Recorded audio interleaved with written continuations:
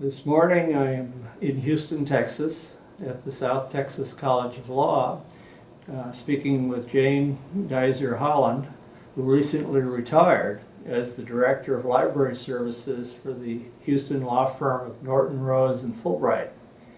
Jane, although the name of the firm is new, at least to me, I remember the old name Fulbright in Jaworski. And you worked from there until 1974, until you retired earlier this year. So you had a long haul in the place. Yes. You and I almost overlapped. I was yeah. here in the city working until 71, so we missed each other by a little bit. But you were one of the early professional librarians who came into the Houston market and worked with the firms, and at a time when that was just sort of developing, actually. Yes, yes. I always like to be sort of customary in asking a little bit about yourself as an individual as we start. Could you tell us a little bit about your life both now and perhaps when you were young? Well, in the beginning, I was born in Indiana, and I lived there until I was 9, and then my dad decided he didn't want to work night and day for Cummins Diesel and became a teacher, and we moved to upstate New York. Sounds like a nice move. Yeah, except it was very cold. Upstate New York, I understand, is. Anywhere near Buffalo? East, Utica, outside Utica, Okay. New York. So But it's a you snow didn't belt. get quite the snow that Buffalo gets, did you? Or maybe not quite, but Yeah. it was. You were still downwind of Lake Erie, I assume? Well, no, Kind of, it's or- Lake Ontario. Lake Ontario, okay, Yeah, that's the one. It's the one that's. But we were more inland from that. We were at the foothills of the Adirondack Mountains. Oh, so So- it sort of dumped on you partly because of the mountains being there, Yes, maybe? yes. We lived north of the town, so it was right in the. It was definitely snow belt, Yeah. and there were ski trips from school to go. Well, that sounds Ski. like it might have been very fascinating. Tell me a bit more. Well, in those days there were some trips from school that were actually paid for, so that you could actually go skiing on weekends. But I just did that 2 or 3 times. I must have gone to the wrong schools. I don't remember anything quite like that being available to me. Well, but then at the same time, the bond issues for schools were not passed, so we ended up doing things like I had to split my days in junior high between two different buildings, and one was a condemned hospital that they rented space. Maybe it was payback time. Yeah, I'm afraid so. Yeah. But then my mother was from Indiana and my father was from Vermont, and they liked the educational system in Indiana better than New York State universities in New York. So I ended up going to Indiana University for undergrad and spent my senior year. I was a history major, and I spent my senior year in London, which was a wonderful experience. It was not a junior year abroad. I organized it on my own, and it was the days when some universities, at least, were very willing to make adjustments and allow students to do their own thing. So the history department let me, have credit for classes at University College, University of London. That must have been a wonderful experience. Yeah, I visited the city several times, and it's a fun place to see, and there's so much there. Yes, it was fantastic because it was the cusp of change. It was a labor government, if I remember correctly. But at any rate, there were coal strikes over the winter. Oh. And and the year before, when I was actually applying to try to get college housing, there was a mail strike, so that the mail could not be delivered from New York City to England. So that by the time, they held the mail, including my application for housing, for 3 months. Wow. And by the time the college got the application, they'd filled all the spaces. So I ended up staying in a college on the north side in Hampstead, and commuting by underground to college 45 minutes each way every day. Well, it doesn't It was sound exciting. like too long a commute for those of us that have lived in large cities here. Yeah, that's 45 minutes is not too bad. Not too bad, really. But, Yeah, but I'll bet you thought it was terrible at the I time. thought it was, yeah, well, you know, it was not what I'd expected, but it was.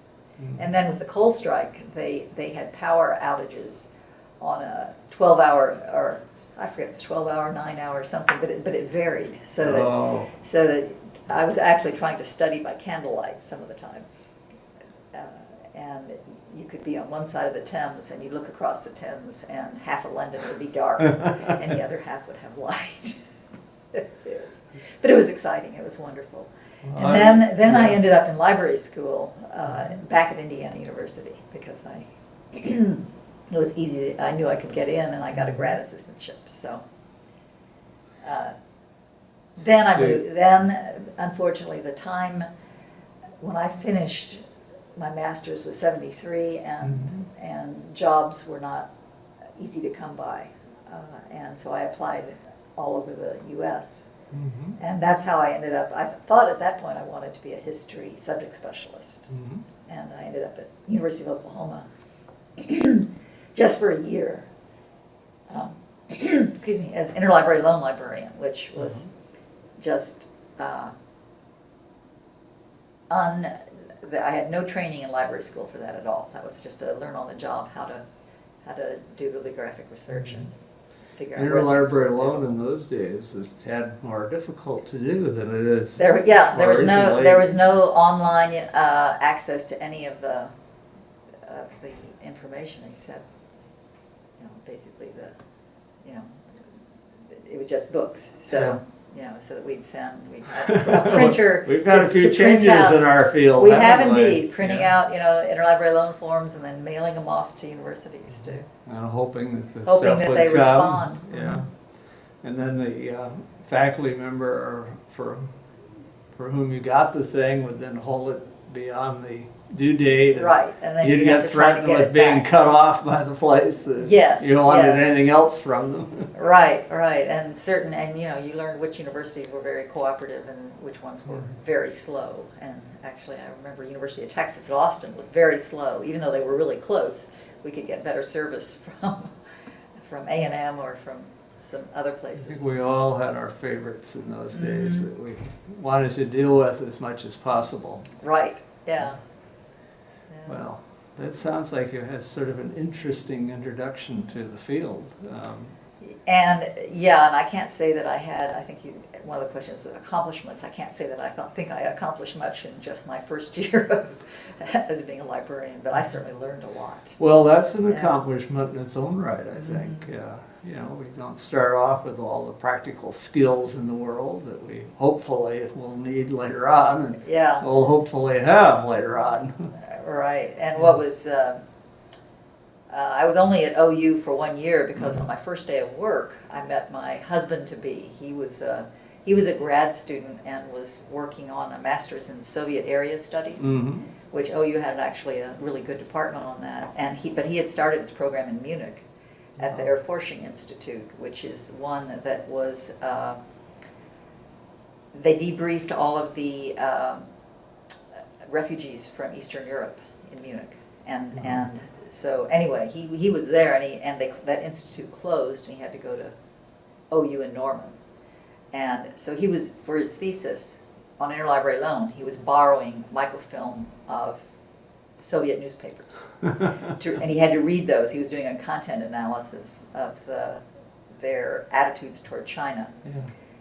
So anyway, he was friends with a previous interlibrary loan librarian, and he met me on the first day. We went to coffee with the previous one so that he would be able to get good service. Wanted to curry favor with the people that could help him. Exactly, that's right. And things moved on from there. Sounds like he curried a lot of favor. He curried a lot of favor, yeah. And we ended up, he got a job in Houston as a Russian translator on the Apollo-Soyuz joint mission. And I figured I could find a library job of some sort in Houston, so we ended up getting married and moving here and staying here. But it's certainly a viable city and such. It's now the fourth largest in the United States. Yes, it is. But when I moved here, it was still, you know, I thought I wanted to get an academic library job, but you know, I didn't find anything at U of H or Rice or the other schools. But it was kind of the my introduction to the Houston Area Law Librarians, because it wasn't a chapter yet, but it was already organized as a association of firms. I think many of the city chapters especially started that way. Right. We all started getting together, and then Yeah. finally we decided, well, we'll get it officially sanctioned so that we can perhaps convince our employers that this is time well spent.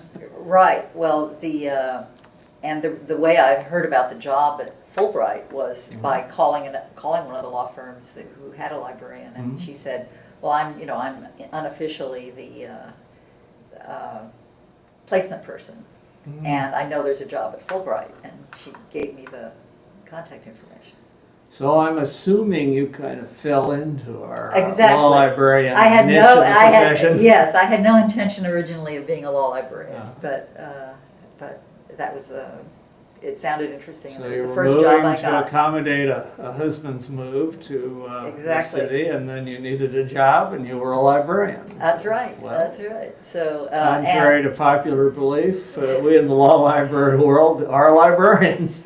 that's right. And really, when I was in library school, I think it was a transition year at IU, and they didn't have even a special library course that particular year. They were kind of in between faculty members, so that being a special librarian, quote unquote, really wasn't on my radar to begin with. But I was thinking academic. But So ordinarily I ask if anyone played a role perhaps in recruiting you into our field. It sounds like you kind of recruited yourself in.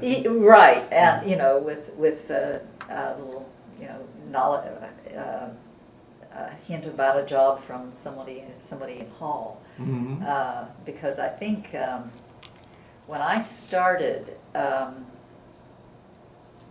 the librarian was Marion Bergen, and she had been an academic librarian at OU in the law library, and her husband was transferred to U of H.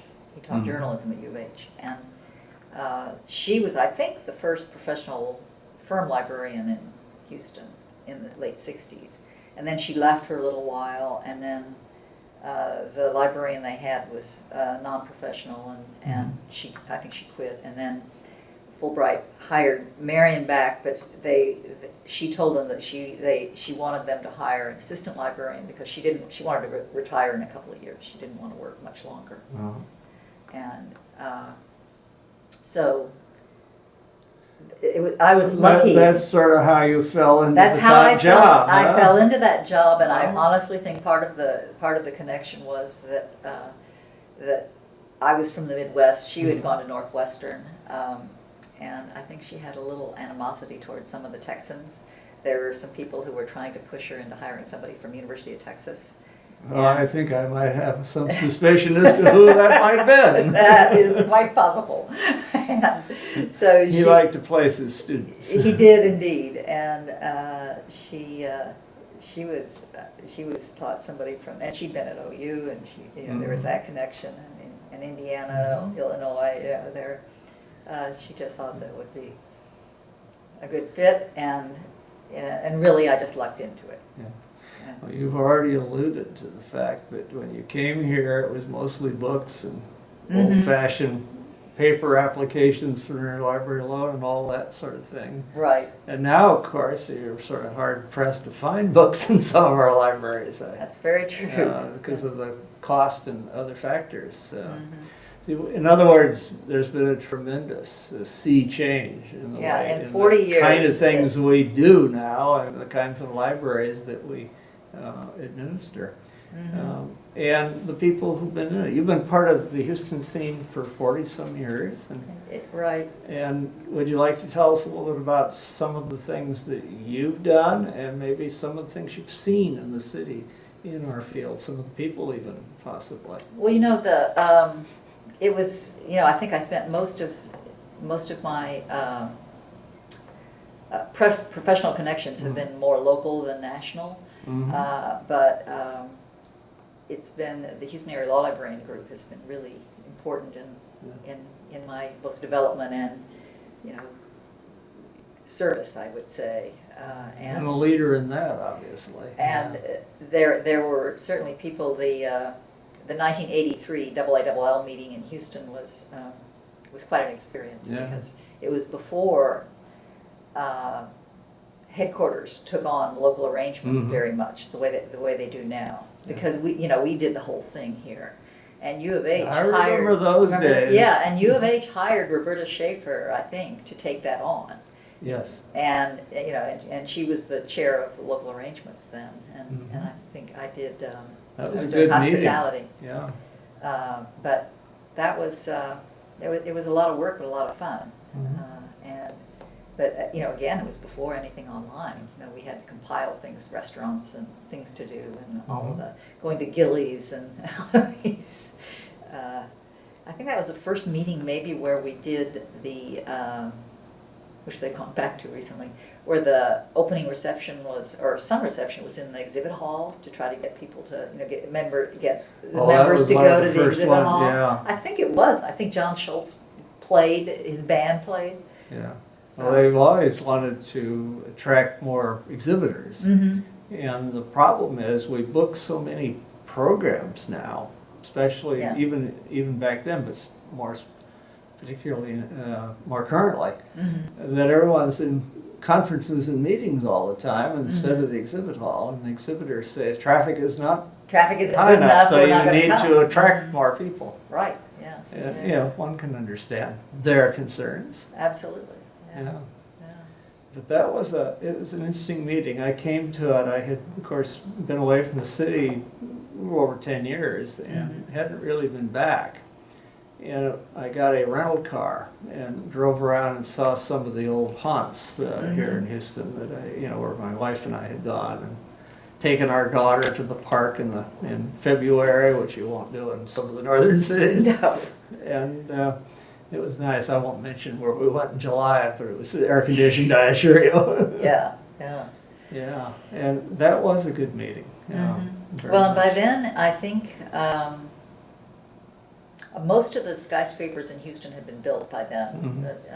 This side of town, it was the east side of town. Well, I noticed you look over towards the medical center now, and there's a lot of high-rise stuff over there. I saw that that has been built in the last 20 years. Yeah. A lot of those hospitals. And then there looks like there's another batch out towards the west, maybe out along the original Loop Freeway. Yes, area. they've expanded out that way, and then there's the oil, they call it energy corridor out I-10, that are not as many, maybe as many high rises, but that's where a lot of oil companies move. That would be in the other direction, towards west. the east. Oh, west. West, yeah. Towards Katy. Towards Katy, yeah. Okay. Yeah, Derry Ashford and that was all those intersections, all fields. Yeah, it was all fields in my day. Yeah, that's where Shell and Conoco and Exxon did have a big facility there, but now Exxon, everybody has moved to the Woodlands. Okay, that's north. That's city, north, really. yes, and it's an actual separate town, but it's 25 miles north. Yeah, well. But and that was one thing too that has been a major change, is that the oil companies did have law librarians, very active law librarians. Exxon, Paula Howe was the librarian there for. Goyen Gay was her predecessor when the that was company earlier, was called and then, Humble. And then in between was Del Wary. And yes. And Del was, a friend of mine who, they had a wonderful collection. She started off working with us at the University of Houston. Yes, a lot of people started at University of Houston and then moved, like Paula Howe moved here from Arizona and worked at U of H and then got a job I think she was at Shell and then Exxon. And then Fred Riemann and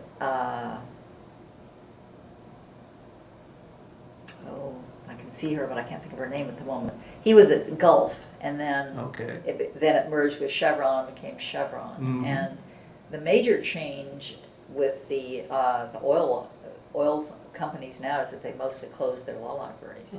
They've some of the duties are more clerical rather than professional. They turn the negotiating contracts with vendors over to lawyers, and that is not necessarily, in my view, the best way to go because they don't know And I won't They don't- mention the yes. name of the firm, but when I was in the association leadership, one of our colleagues got her firm to bring me in as a consultant to talk about negotiating contracts in those days, mostly with West and Lexus. But, you know, and it was an eye-opener for them because I had obviously talked to a few colleagues and had some background at that point that I had stolen from them. Sure. And I shared with the firm that they were a very large one. And if they're using a database, they're up against a lot of attorneys who might otherwise not be inclined to pay for the databases, but if they think this is going to give the competition a leg up, they'll be more inclined, and human nature being what it is, and competition. Yes. And so I suggested that they consider negotiating a better price for themselves, yeah, or better services, or, you know, and they were able to do that. But I said one of your assets is your librarian, who, you know, knows from colleagues what's going on other places, that in ways that perhaps are a little bit off the record, shall we say, for obvious reasons. And Right. you should put a team together. I didn't say the librarian should solely do this. I said, yes, use your attorneys. They know contracts and how to negotiate, but use the talent you have in the library too, and they did. They bought that. Right. And that was important. I wasn't just selling us as a profession. I was selling them basically an understanding of how to enhance how they did this. Right. What they should be doing, and I think the oil companies have lost out because they lost that advantage. Yeah. Well, the executives that make these sorts of strategic decisions are sometimes fairly far removed from those totally that removed from see the reality of Yes, it. Yeah. I'm afraid so. Yeah. And then, of course, they don't want to back down and say, gee, we got it wrong. That's not Right. good for one's career. Yeah, no. Well, or they're transferred somewhere else and they're no longer in charge, but there's people left are stuck with whatever decision was made. But the Chevron, for instance, used to have a really good international collection, and which I think is all gone now, probably, because you know they used to have all the registers of most of the countries that had any oil production around the world. They'd have their subscription to these registers, and you know, interlibrary loans, that kind of thing was really helpful. Yeah. Back in the 80s, I guess it was, Dan Wade was at U of H, and he was one who, the hall had separate, we attempted to have little separate group meetings so that he led an international foreign law little group that Monica Ortali has kind of did some with after that, but that included firm librarians as well as academics. So it was interesting for all of us to share our knowledge and the resources that we had.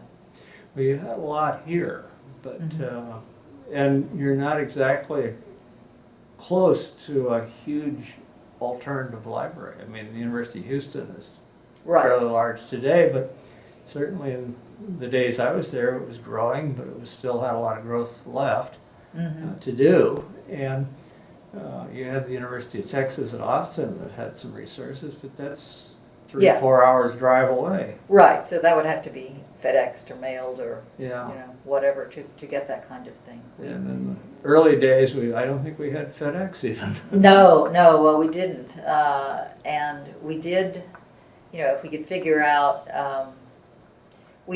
some of the firms had librarians in other offices, so we had a Washington librarian and a New York librarian, and so that we could sometimes, you know, that kind of interlibrary loan was helpful.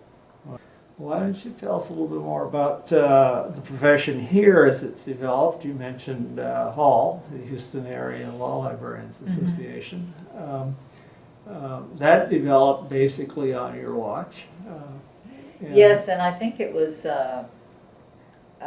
started out with firm librarians. Firm and University of Houston, and then South Texas was not particularly involved to begin with, and I can't remember I don't remember anybody from TSU in the early years. I think it was University of Houston and the firm and corporate librarians who were, and I think, I'm trying to remember who was at I think maybe the Harris County Law Librarian, was involved. Yes. And I think in the 70s, often the law firms would pay for the lunches, and because there might have only been 20 people there. It made a difference. Yeah. Now the budget would be overwhelmed. Well, no, right, and they probably wouldn't do that. And then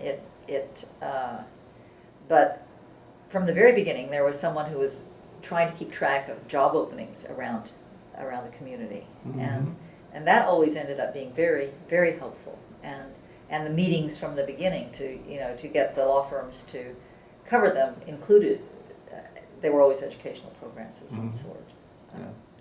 And we always had a little bit of a conflict between having the publishers talk, because they would be selling their particular books. So we ended up trying to not have them talk or have a panel discussion. This sort of evolved over the years, so that we ended up having a separate vendor forum where they could, anybody who was interested, they would buy lunch, and I think that's still going on, where they'll buy lunch and tell about their product, but it's separate. It's a promotional thing separately. Separate from the monthly meeting. Those are useful. I mean, 'cause you They're very useful. learn some very practical things about the product. Right, but you don't want to have your whole We had meeting. somewhat the same concerns in the DC chapter. There we had the government heavily involved with government librarians, and they had a code of ethics. Right. And could not accept things from publishers and so on. So we could not have sponsors for many years in the DC chapter. And I'd come from down here, and we had the the Southwest chapter, which is the regional chapter here, and that was always well covered with freebies for anybody, and, courtesy of our friends at the other end of the continuum, in the book producing part of it. And but the DC chapter, just DC everybody chapter paid for their dinner or they lunch did, or whatever. It was part of the way that we dealt with the concerns that were, especially the government librarians had to be careful about that. Yeah, by the 80s everybody paid for lunches, but I think there were, and it was difficult finding, and I think this is something that a lot of city chapters have problems finding a place to have the meeting to make the costs reasonable. Yes, but we had the same thing. In the last 20 years or so, South Texas has been letting us meet here. Well, they certainly have an ideal location. I mean, here we are at the South Texas School of Law this morning talking, and it's downtown, literally, sort of on the edge, but it's, not bad. And not bad anybody who works downtown can walk here easily. But it's a little harder for U of H and TSU and they're others a little to get bit here, farther out, and I drove in from the hotel. It's actually at the University of Houston that I'm staying in, and I think it would have been an easy drive, except I had every light at every intersection seemed to be red. Well, I don't know if is the light rail. I mean, there's light rail going to U of H. There I don't know is, if it's open yet. But it is open because I had to wait. That was another wait reason for the it train. I had to wait because it went through the intersection and it's turns all the lights red on everybody. So the train can safely go through. Well, it just sort of skips whoever was in the cycle to get a green light on that, and I had to wait through a couple of cycles because of that. Yeah. But it worked. Yeah. So hall meetings have always been well attended. I think better than many in other cities because it's been so easy to get It's here. been a viable chapter from what I've heard over the grapevine. Very good meetings and very collegial. Everybody helps each other. That is so important, and the characteristic that I think I have seen time and again in our profession is we compete, but in a positive way, not the negative way that some people sometimes do. Right. Yeah. And I think there's been involvement in the SWAL. I think the first year I joined in December of '74, and I think in '75 maybe, Marion Bergen told me it was important that I get involved in meetings, and she had me go to SWAL in New Orleans. And I remember being welcomed by Kate Mara, who John Mara Books in Dallas. Yeah, she used to was be a in widow. Dallas. She Yes. was, I mean, they were still in business until a few years ago, Mhm. but she was, just welcomed me heartily to the profession. And They used to supply all the legal periodical exactly subscriptions for before the, Hine or Texas. Rothman. Yeah. One year the state got a bid from another company and it was all screwed up. They couldn't produce, and so they went back to Mara. Mara because Mhm. Kate was still active. She was there, yeah. Yeah. Knew what was And going on. They were good and they knew how to do it. Mhm. And that was the days where you might get it would have been a typed, or maybe even a handwritten invoice, mostly typed, but it was, but you got what you wanted. A lot of things were typed in those days. Well, I mean, sure, nothing else. Nowadays, many of our colleagues may not have ever seen a typewriter or a real one. I think that's true. Or certainly Sure. not used it much if they ever Yeah. saw one. Right. Yeah.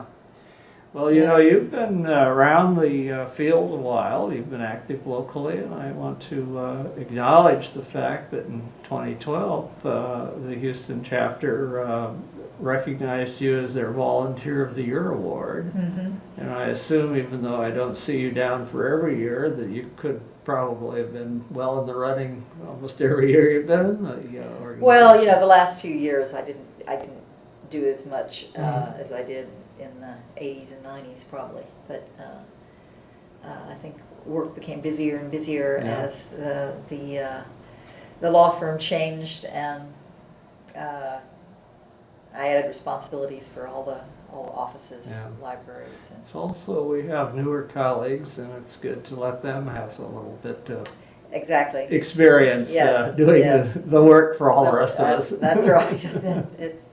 That's the way people learn how to do things. So it's good. Well, there are two questions that I have left. One I will ask now because I normally ask it earlier on, but that is, now that you're retired, do you have any hobbies or special passions or other things that occupy time? Well, I've only been retired for, what is it now, almost 11 months, but and I'm not sure if the rest of my retirement will be this way, but my husband and I did not have children, and we spent a lot of time doing international traveling. Even, I had 3 to 4 weeks of vacation, and every year the first few years we couldn't afford to go abroad, but starting about, I think it was about 1980. Tell me about it. We all go through those years. But after that, we started doing a lot of traveling, so at least doing an international trip a year. And this year we went to Eastern Europe, and then Alsace-Lorraine on a barge trip, and England in September, and in January we're going to Italy, and that's the kind of thing that. I am insanely jealous right now. We want to keep doing that as long as we're physically able, and then I'm exploring other things to do. Volunteer activities. I just joined Houston Junior Forum, which is a women's group that volunteers at a lot of different kinds of organizations, which is I'm finding to be a lot of fun. They're like Dress for Success and Kids Meals and Senior Center. So it's interesting to find all the available volunteer opportunities in a big city are amazing. Well, earlier off camera you mentioned that you enjoy classical music. Yeah, well, I think the Houston Friends of Chamber Music, my husband and I have been helping the board with some things, but we have decided we don't really want to be on that board. But we really enjoy that, and we enjoy theater too, Stages Theater. We've been season subscribers for years, and the Alley Theater some of the time. Oh, I remember that when I was there. And the Houston Symphony is good, but parking downtown is tricky enough that we prefer the chamber music is at Rice, and it's much easier to get there. A little bit out from the middle of downtown. Right, it's not downtown. Although I remember those, that's out there by the medical center, and Yes. that looked pretty congested too. It is, but there are ways you can get around it. We live in the Heights, which is just north of town. Okay. So it's inside the loop, which makes it a little easier to get around. Practically downtown, compared to some of the people. Yeah, except that getting here always takes minimum of 20 minutes regardless. Yeah. But Yeah, and I'm active in our church and sing in the choir and Oh, that's nice. and there's a campus ministry board that's at U of H. Remember the 80 Bruce Religion Center on Oh, the yeah. U of H campus? Yes. Well, we have a campus ministry from there. Okay. It's ecumenical Presbyterians and Uh-huh. UCC and Disciples of Christ. So Oh, I'm that's on that nice. board, which is, Now, unfortunately, do you have any underfunded. interaction with the, we used to call them kids? Only ones who were interested enough to come to some of the meetings, but except that we volunteer, we provide lunches, for Okay. free lunches for the students. I imagine And a lot you of get a those few are- takers there. Oh yeah, well, especially foreign students, Uh-huh. they don't have enough money from whatever country scholarships they get, so that by the end of the semester, especially, they're running out of money, and they all the students are so appreciative for So free you're lunch. running a sort of an upscale soup kitchen? In a way, yeah, Yeah. not every day, but it's because it's sponsored by a lot of different organizations. Yeah. Well, it sounds like you've got your foot in a number of little camps, and Right. keeps you occupied with the travel. Sounds fascinating. The travel we do indeed love. So. Yeah. Well, in some of the international traveling, I'm hoping my firm, Fulbright and Jaworski, was had that name from 1919 until just 2013, 2014. I forget now. 2013, I think. But the combination with Norton Rose meant that we're now part of a global firm, and Mhm. there are law librarians in South Africa, and a woman from there visited our office when she was she went to AALL Mhm. last year, and we showed her around town, and that was great fun, and she invited us to go to South Africa and see her. And then Australia, we have offices there. Had she been to the meeting the year before by any chance? Because I met somebody from South Africa at that meeting, a woman. She was not there in 2015. She was there in 2014. 2014. That's 2014. when I went to You that. might have and I met her. Yes. Yes. Yeah, delightful lady. Yes, she's great. Very interesting to talk to. Yeah, she's from the Afrikaans background. Yeah, And, she was. Yeah, yep. that's right. Because I met her, and Charlene. it would be the Yes. same one. Yeah. Yeah. How she's- many colleagues Yeah. from South Africa show up? Right. I And, have a few from the UK and a few mhm. places. Yeah, she got a partial scholarship or something. I Yeah. think, to That's come. good. So, I'm hoping maybe when we do some of this traveling, I'll also see some of the law librarians and that were in the offices in the old. And the ALL meetings through the years have been. I think I attended them about every other year, or Mhm. sometimes a couple of years in a row, and I was on a couple of committees over the years. Were you ever involved in SLA? SLA, I attended just one meeting, and I think I was the Texas chapter was active, and I Okay. attended local meetings there, and I might have been on a panel. I at know a some lot of our point. firm colleagues found that some of the offerings from SLA were more suited to some of their needs Right. than ALL, which Yeah, well, the legal side of it, I think that there's a legal SIS equivalent that Yes. Connie Pine, who at the time was, I think, at Bracewell, Yeah. helped start. she was very involved, Mhm. and even some of my our academic colleagues Mhm. like Lila Gassaway and Right, yeah. Sally Wyatt were very active Active, in that. yeah, yeah, And I think Lala was president of SLA at one time as I well think as so. ALL. So she more than got normally Mhm. active to Right. do that. Well, we're sort of nearing the end of today's conversation, Jane, Mhm. but is there anything that we have not talked about that you would like to bring up? Well, we haven't talked a lot about all the changes in the law firm library sphere, and that has gone from books to online mostly. Yeah. But I think something that concerns me now is the difference in the attorneys and the way they do research or the way they approach the law. It seems to me that they're in the days when lawyers were actually reading advance sheets every day and Yeah. keeping up with paper, they had a better overall idea, and using digests and encyclopedias in person, they had a better overall idea of the way the law goes together and how to make comparisons They were also more focused on, mostly on local stuff, so there was the universe with which they had to work wasn't as broad. It wasn't nearly as big as it is now. I think I'm just a little concerned that we're finding the Google generation are not necessarily getting the broad picture. Mhm. Unfortunately, they may think they are. Right, right. And that's where we have a lot to offer. Yes, But but are they may not gonna acknowledge take it? that. Yeah, That's right. Are they, That's right. going to want to take it? One of the main things that changed just in the last 5 years or so in the law firm was the rise of practical law and the sample forms, and not just for which started in the transactional side, the British company, and then so that our London office had it for years and couldn't survive without it for all the transactional work. And then when it moved into the U.S., Lexis has a competitor, but it hasn't quite, last I knew, it hadn't got to the same level. And now Thomson West has bought Practical Law, but the lawyers just really rely on that more than the litigation side of databases. Even the litigators, seem to really want, forms and things that they can use, which makes sense. Knowledge management is important, and that's the way. Forms have always been important to in our law libraries in the days, when there were Form books, form sets, exactly. Forms of discovery, vendors. Yeah.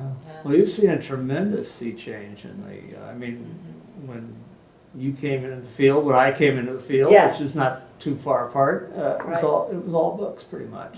A few places would maybe have micro opaque cards for a few things. Right, and then you had that transition to Then we went microfiche through that was so microfiche. critical. Yeah. And now it's gone. And it's all gone, It's all but it's gone. all online. And even many of the books are gone now. Yes, Cost of storage is just too high. our library's downsized more and more and more. Yeah, well, we've even seen that in the academic world. For a long time, the accreditation rules required physical ownership of volumes, and then they finally were persuaded that, access was more important. Yes. That's what people needed, not physical ownership to allow for access, but access itself. Right.